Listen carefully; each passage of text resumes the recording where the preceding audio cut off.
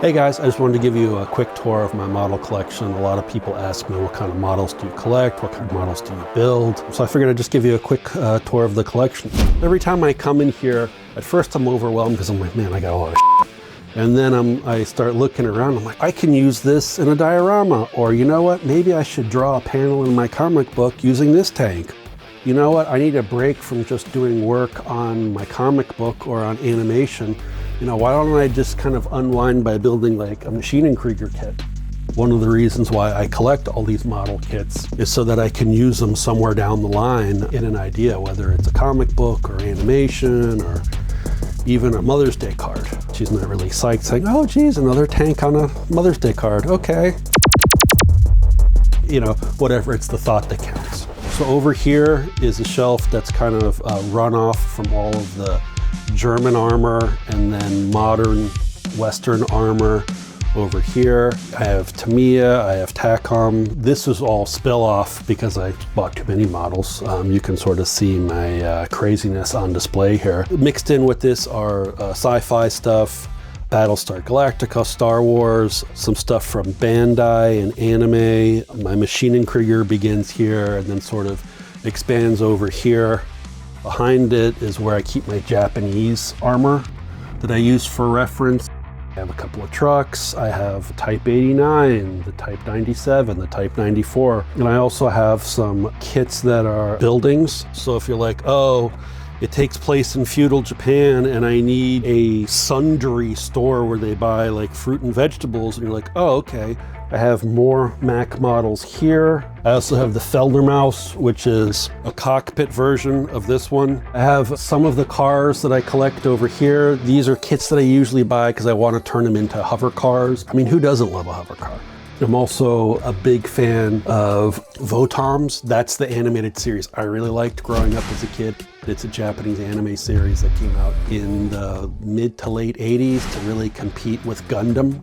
This is a kit that's from Raideen, which is the character I like in this series. And speaking of interesting Japanese sci-fi model kits, over here I have my anime collection. I have some Crusher Joe, which was an early sci-fi series from like the early to mid 80s. The series I really liked as a kid was Star Blazers that we got. I just loved their spaceship design. I always thought it was really cool. I was a big fan of Space 99 growing up, and their model design is fantastic. Of course, Buck Rogers. If you grew up in the 70s and 80s, remember Buck Rogers. I also have battleships and aircraft carriers. This is great when you're creating spaceships. It's great parts to pull from, great greeblies to use when you're tricking out a battleship. I also have some of the planes that I collect over here. The helicopter is already halfway to a spaceship if you want to kit bash something really quickly. This is the cockpit of a spaceship right here, or if you tip it up this way, it's like all of a sudden you got a Machine & Krieger robot kit. So the heart of my collection is over here, which is Tamiya, and these are the kits I built as a kid and just love. My collection grew exponentially. You buy one kit, then you buy another, then you buy a third, and before you know it, you have way too many kits to ever build in one lifetime. Over here is more German armor, then post-World War II Soviet armor collection of like the T-55. This is sort of some of the Japanese armored fighting vehicles, more kind of modern or Soviet stuff. Then as we go over here, sort of more spillover. This is my Sherman collection, some missiles.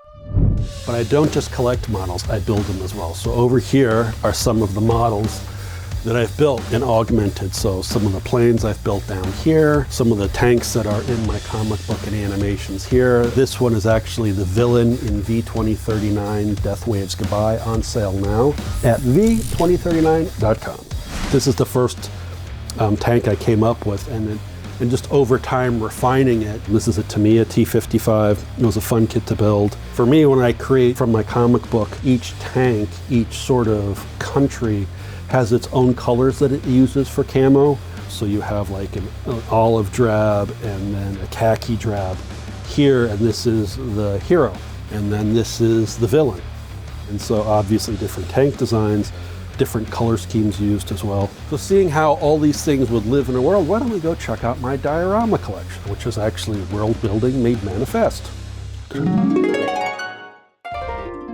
So these are dioramas I've been making over the past couple of years that I use for inspiration for V2039 and story writing in general. I make dioramas when I'm like planning out storyboard panels to use in a comic book, or if I have to storyboard an animated short. The thing I really love about dioramas is it's fun to make a model, but it's just, there's no context for it. But when you build a diorama, all of a sudden it has context. So it's the little things, you're filling out the world and now you're making it believable.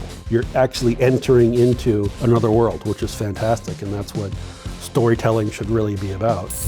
You may be wondering, does he have another storage room? The answer is yes, I do. So this is the storage room connected to my little studio area. These, in theory, are all kits I wanted to build in the near future, but there are too many of them. But I keep a lot of my Tamiya kits over here, you know, a Panzer I, a Panzer II, a Panzer III, a Panzer IV, Tiger tanks.